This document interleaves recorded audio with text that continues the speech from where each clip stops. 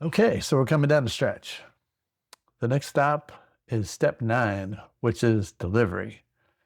Back in the old days, we used to have what we called the 3C delivery, and that was see your keys, see your car, see you later.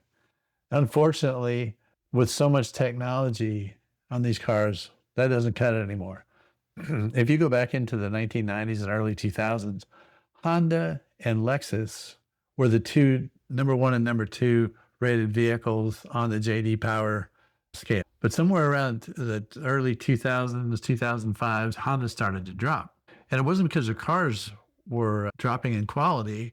It was because no one was showing people how to use the technology, such as at that time, navigation and things like that, automatic climate control, power door locks for windows, things like that.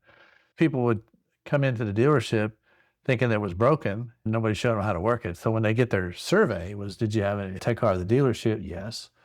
And for what? And they say technology. So that's how Honda slipped down. Somewhere around 2010 or 12, Honda got on a real focus of making sure that we did a proper delivery. And the keys behind the proper delivery, as far as it relates to you, is it really has a huge impact on your survey. And we'll talk about surveys here in a second. But so in the dealership, you probably have two choices. One, we have a delivery specialist, or you might have to deliver the car yourself. Either way, just keep in mind as it relates to the survey, you're responsible. Whether someone else did it or not, and they didn't do it properly, that's on you. That survey is going to be yours. So you want to make sure it's done correctly. Make sure that you pair their phone, that you set the radio stations that they want to listen to, make sure they understand how to operate the power windows and door locks, how to operate the Honda sensing features, and last but certainly not least, Android Auto or Apple CarPlay. Those are such important features, and they have things like navigation and a lot of other convenience features and driving assist features. So you want to make sure that they understand how to work those things. And then what I would do is follow up after about a week, make sure they have any questions. When you deliver the car and the deliveries, you've covered everything.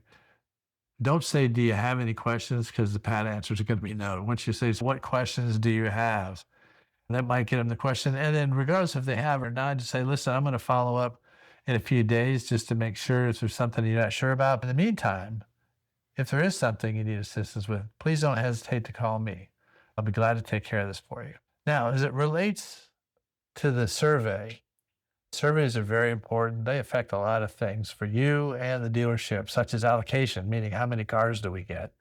Poor surveys results for the dealership means a lower allocation of vehicles. It's a very important thing. As far as the surveys go, not everyone gets a survey. It's a random deal. Some do and some don't. So you just have to approach it like everybody's going to get one.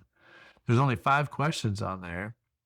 You should take the time to look at a survey and see what the 5 are, but it's heavily related to their experience at the dealership and the delivery of the vehicle. We live and die with these surveys.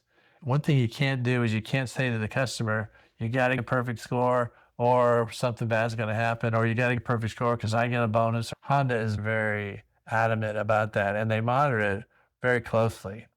What you can say is you might get a survey from Honda. It's important to understand that every question on that survey, whether dealt with me or not, reflects on me personally. If you think we passed, you know what the proper score would be. But if there's any reason why you couldn't give us a passing grade, please share that with me now so we can take care of it before you leave. You can't tell them there's any kind of ramifications for them or for you.